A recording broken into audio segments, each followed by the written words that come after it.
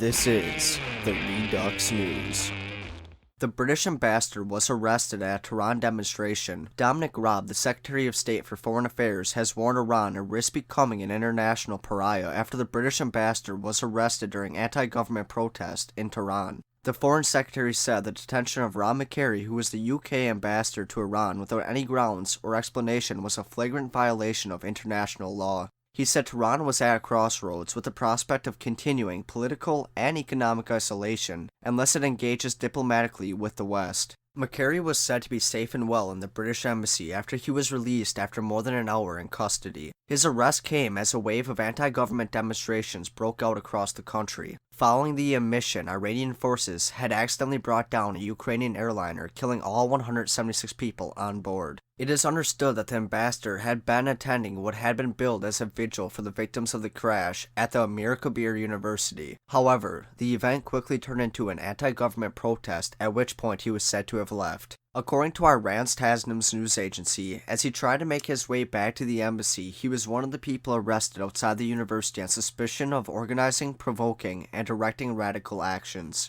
In a statement, Dominic, Raab, the Secretary of State for Foreign Affairs, said, quote, "The arrest of our ambassador in Tehran without grounds or explanation is a flagrant violation of international law. The Iranian government is at a crossroads moment. It can continue its march towards pariah status with all political and economic isolation that entails or takes steps to de-escalate tensions and engage in a diplomatic path forward." There were reports of thousands of people protesting in the capital after the government admitted to having accidentally shot down a Ukrainian plane that crashed earlier this week. Police dispersed the protesters with tear gas. According to reports and videos on social media, there were also reports of numerous arrests. Israel's Channel 12 News said there were reports of internet shutdowns in the Islamic Republic in the wake of the protest, though the claims could not immediately be verified. The Iranian authorities have responded to demonstrations in the past by disabling internet access to limit protesters' ability to communicate and share information on events with the outside world. Videos posted to social media showed demonstrators outside Tehran's Amir Kabir University chanting against the regime and urging Supreme Leader Ayatollah Khamenei to resign. Calls included death to the dictator, shame on you Khamenei, leave the country, death to the liars, and shame on the Revolutionary Guards, let the country go. Some reports indicated that protests also spread beyond Tehran and that some demonstrators were tearing up pictures of Soleimani.